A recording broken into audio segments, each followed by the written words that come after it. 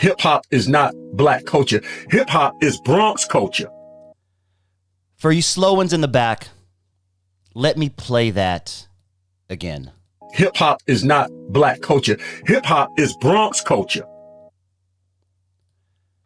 If you're one of these people that try to convince me that Latinos had no involvement in the creation of hip hop, then it lets me know off top that you don't know the first thing about the hip hop culture.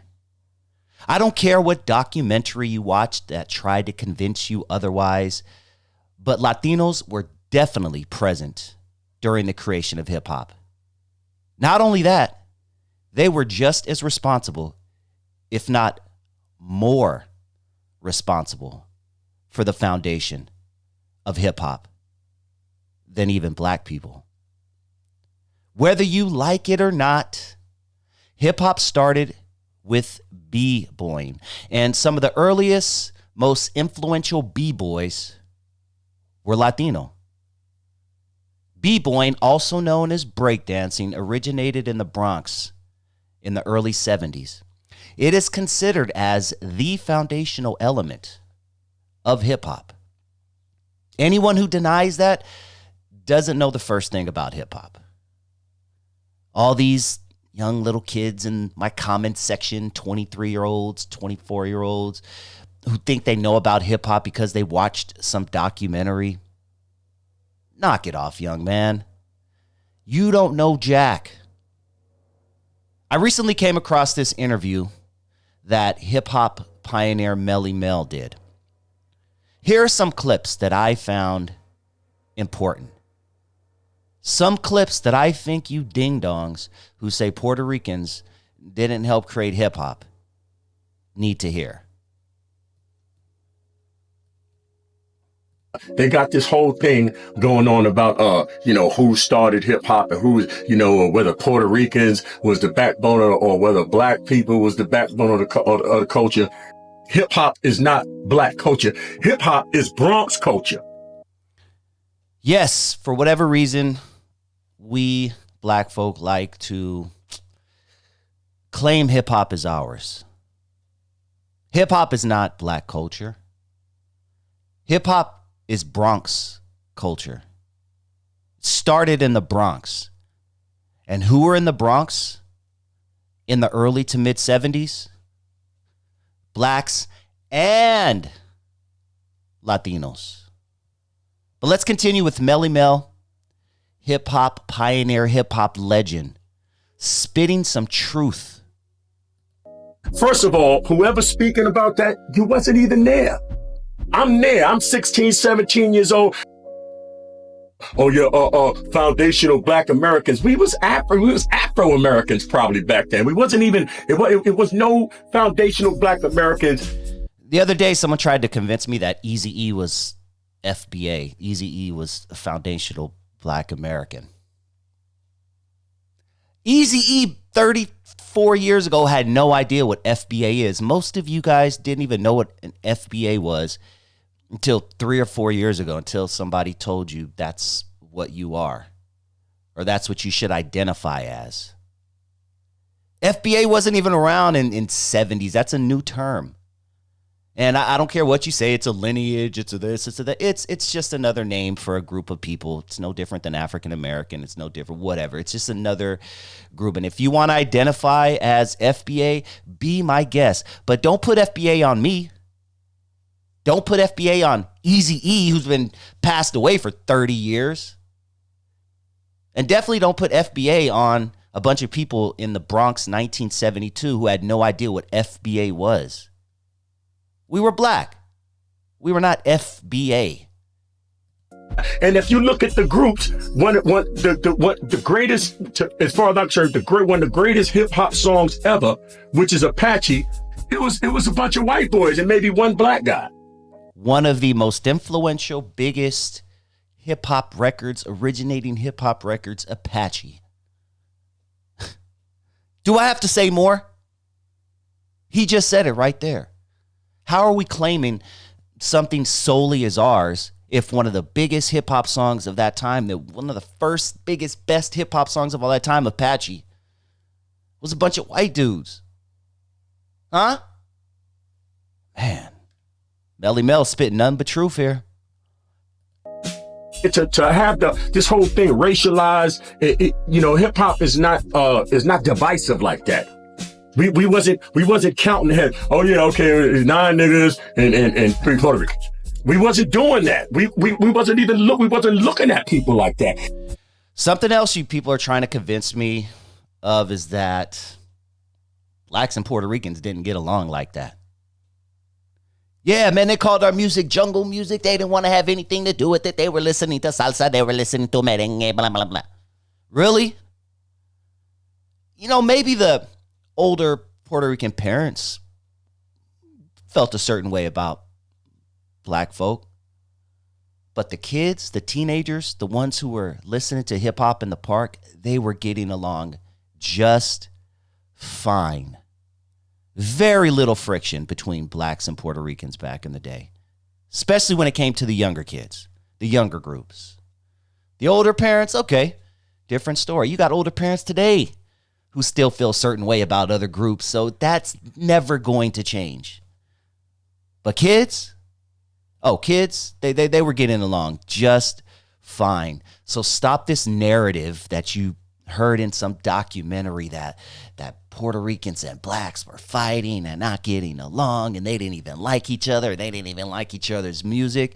You don't know the first thing about hip hop if you think that's true.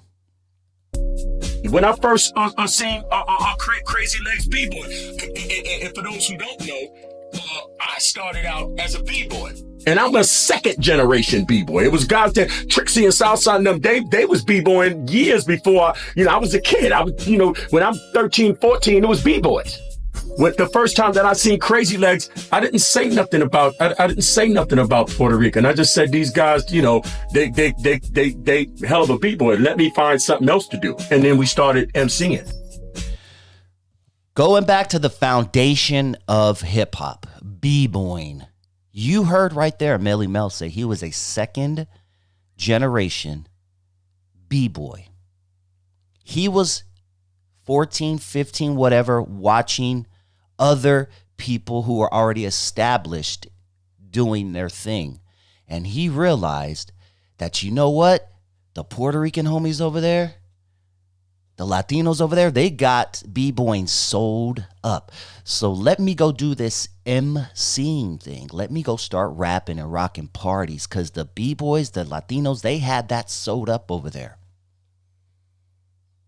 This is a pioneer of hip-hop telling you literally that he was watching Latinos and Puerto Ricans create hip-hop, B-boying. The foundation of hip hop. You don't have a house without the foundation, my nigga. You don't have a house without the foundation. Puerto Rican B-boyers, that is the foundation. So earlier on, when I said Puerto Ricans are just as responsible, if not more responsible, for the creation of hip hop, here is a pioneer, legend, one of the first to do it on the mic, telling you, dude, the Puerto Ricans were doing this before I was. I was a second generation B-boy. Let me play that clip over again for you slow people in the back. When I first seen Crazy Legs B-Boy, and for those who don't know, I started out as a B-Boy. And I'm a second generation B-Boy. It was guys that Trixie and Southside and them, they was B-Boying years. Trixie and Salsa are not black. He was watching them B-boying.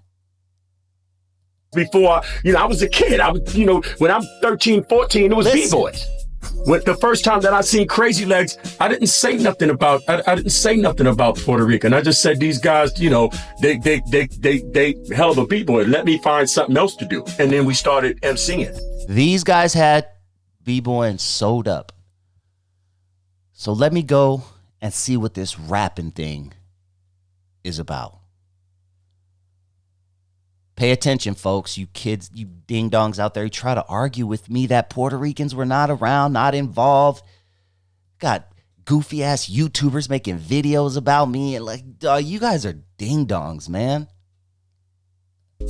I can sit here and say, I built the pyramid, and Hotep and them built the pyramid. I ain't built shit. If you could say black people build hip hop, you didn't build shit. You're looking at one of the guys that did it.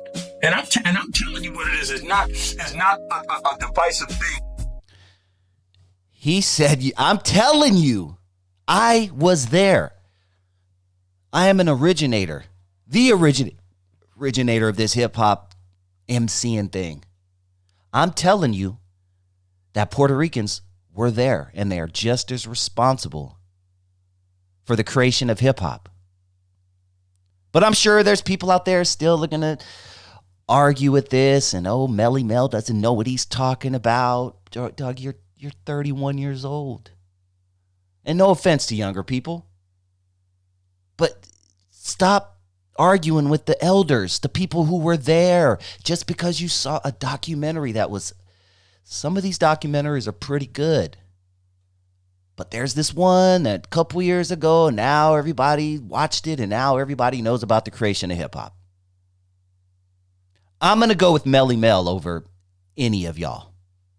Any documentarian, any 31-year-old in my comment section who thinks he knows what he's talking. I'm going with Melle Mel on this one. My personal opinion. But I would love to know your thoughts. What do you guys think after hearing this? Are you still in denial? Or are you going to finally accept the fact that, yes, Latinos had a lot to do with the creation of hip-hop? Comment down below. I would love to know your thoughts on this. And please hit that like button if you have not already. And if this is your first time joining the channel and you like what you hear, please hit that subscribe button. And if you enjoyed this video, you just might appreciate this bonus clip I'm about to play for you right now.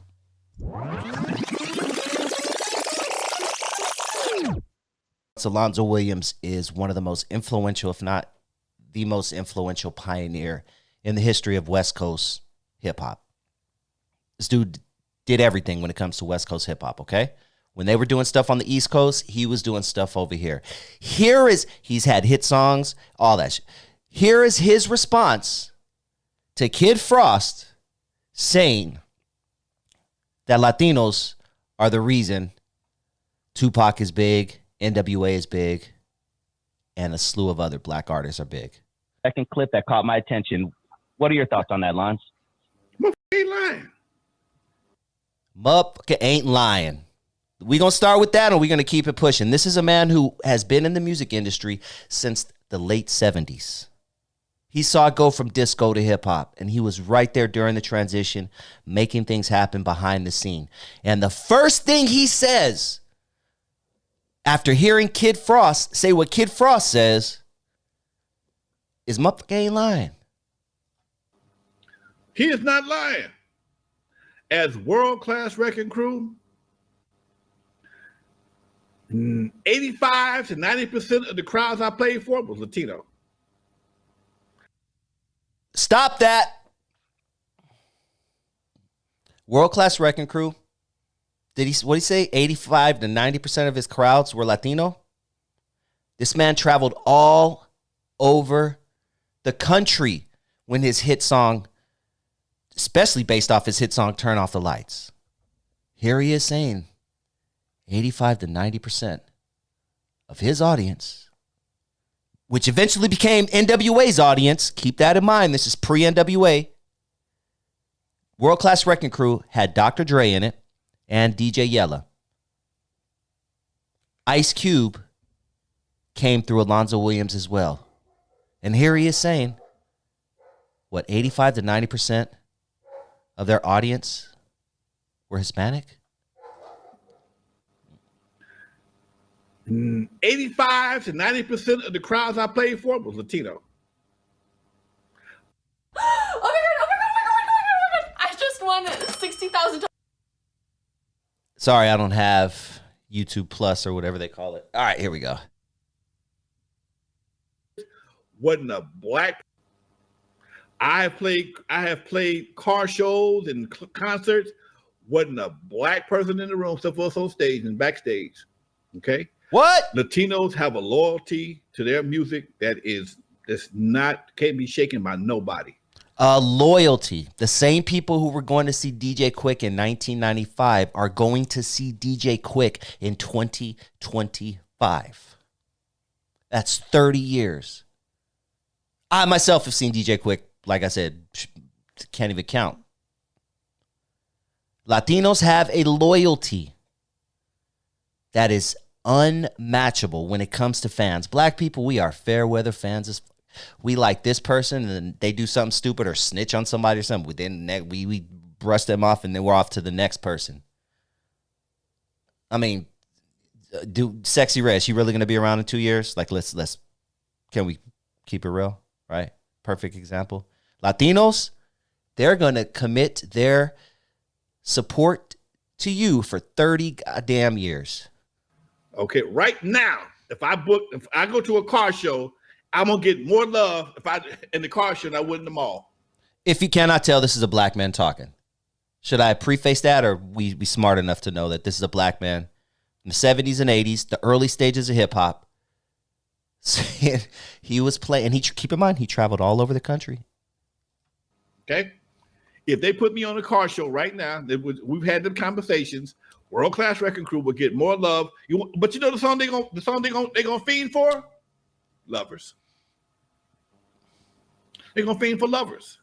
Turn Off the Lights will be second, but they're gonna fiend for Lovers. They love that song. Most of the shows I did in Texas, New Mexico, California, Nevada. I mean, shit. Keep in mind, people, California ain't the only place where Latinos have been. The whole Southwest, since the beginning of America's history, has had a big Latino presence. Come on now. Shit, most of the shows I've done, man, I'm telling you, we didn't see a lot of black folks till we went down south. We cut our teeth on Latino crowd. When I was one of the first shows we ever did as World Class Wrecking Crew was in Sacramento at a fair.